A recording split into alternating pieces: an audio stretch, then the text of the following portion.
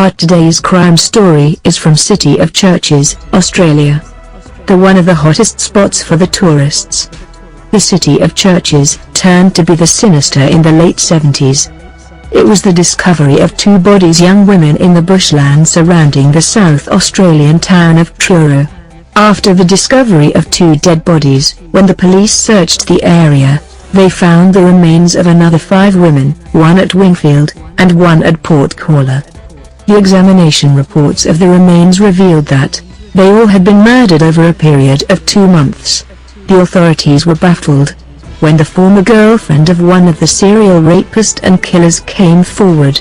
The trail pointed to 2 ex-prisoners in a homoerotic relationship. The ringleader of which, Chris Worrell, had recently died in a car accident. His companion, James Miller, claimed to have only acted as an enabler but was nevertheless charged with murder and given 6 consecutive life sentences. It was revealed that Mr. Worrell, along his friend, named James Miller, first raped the women and then killed all 7. All the victims' age was between 15 to 20 years old. Most of them were hitchhikers. Their dead bodies of all the victims were found near Adelaide. It creates the impression that all had been choked, frequently utilizing a nylon rope. The merciless rapist and serial killers has buried some of the victims alive after rape.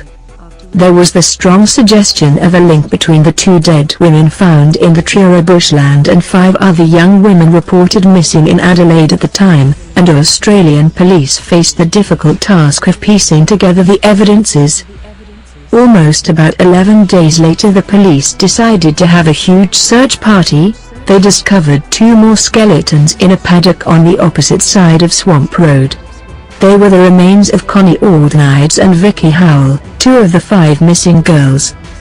Christopher Worrell, a 23 years old, young, charismatic and sociopathic, and his friend James Miller, a 40 years old labourer, a drifter and homosexual partner of Worrell, were suspected to have committed all these murders. Christopher Worrell and Miller both had been sentenced earlier also, Miller for breaking and entering, Worrell for rape and breaching, 2-year suspended sentence for armed robbery. They met when they were in prison together. When they get released from the jail, they started to live together and work together. Miller was infatuated with him and Worrell would allow Miller to perform sexual acts on him while he read pornographic, and predominantly BDSM, magazines. As Worrell preferred women, this later ceased and they became more like brothers. They both were wandering on the streets, in search of girls for sex. Initially, Worrell started occasionally raping the women, who refused his advances. Then he started murdering them. In 1977, Worrell and one of his female friends died in a car accident, but Miller survived in this crash. After Worrell's death, Miller suffered from depression and became homeless too. The unusual behavior of Miller due to depression gave the Australian police a breakthrough. At Worrell's funeral, his former girlfriend, Amelia, told Miller that Worrell had had a suspected blood clot on the brain. This statement led Miller to tell her about Worrell's fascination with thrill killing, suggesting that the clot might possibly have been responsible for the moods that led Worrell to kill. After reading the murder's story in the newspapers, Amelia, his girlfriend, collected $30,000 reward from police for providing information.